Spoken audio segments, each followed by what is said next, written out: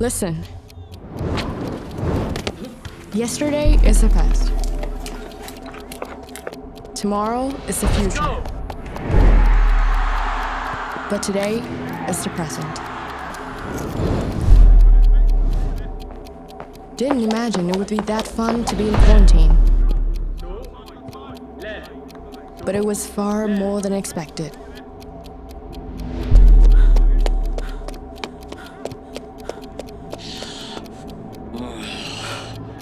So live for the moment.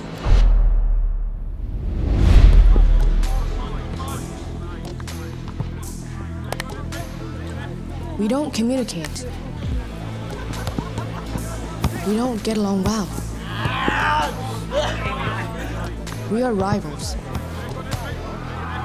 Having that fire, having that spirit, we compete to improve.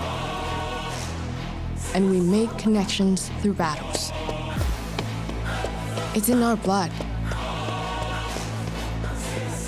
The energy. The connection. You wanna know how we rise up? Plug in the headphones and let the game begin. From all over the country, from strangers, together in the quarantine zone, to be partners. Healthy rivalry. Quarantine upgrades us. Be strong. Be healthy. Stay connected. And stay positive.